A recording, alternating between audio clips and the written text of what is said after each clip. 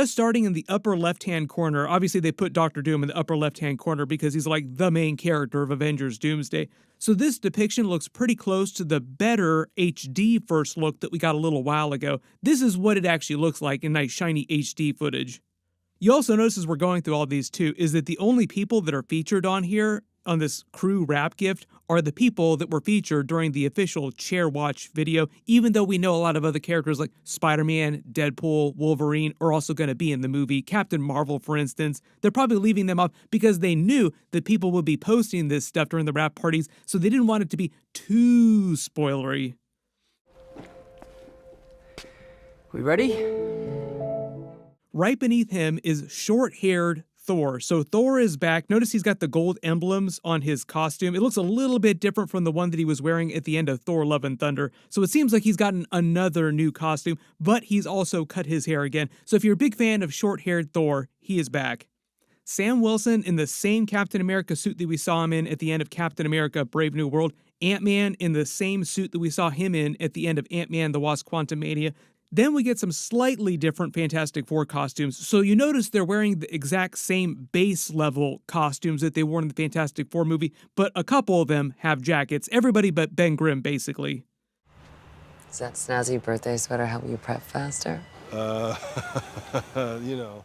Only the jackets have changed. Everything else is the same because I think the idea is that Doomsday picks up really, really soon after the events of the post-credit scene. I don't think they're going to redo the events of the post-credit scene at the beginning of the movie, the same way they didn't do that with Avengers Infinity War. Then we start to get more of the Thunderbolts characters and the other new Avengers characters, the Black Panther characters. Both Bucky, Yelena, and below her, Red Guardian, are wearing the exact same suits that they had at the end of the Thunderbolts post-credit scene, which was also meant to be an Avengers Doomsday scene. The Russos filmed that particular scene on the set of Avengers Doomsday. Shuri looks like her Black Panther suit is the same during Black Panther Wakanda Forever, but Letitia Wright said that she would have a brand new suit during the events of the movie, so maybe her helmet has changed just a little bit since then.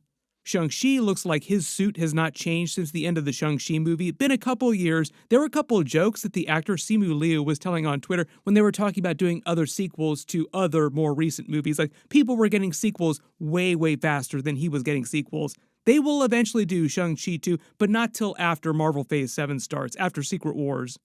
Down below him is meant to be God Loki because you can see he's wearing the same cloak that he was wearing at the end of Loki Season 2, and he's got his bendy horns, but they're his old bendy horns, not the giant ones that he had at the end of Season 2, so they brought him back down to the smaller horns. Probably because when he's walking around inside rooms with other characters, they're very, very unwieldy, like those giant, giant horns. Just try to have a conversation with a couple different people in a group while you're wearing those horns. Just take a couple people's eyes out. This character beneath Red Guardian is meant to be M'Baku. Remember, at the end of Black Panther Wakanda Forever, he and Shuri basically split the duties of being the king or queen of Wakanda and being the Black Panther. Now he is the king of Wakanda while she is just the Black Panther. This is why it seems like he's wearing a gold suit with a gold cloak around it too, like way, way shinier, way more regal looking.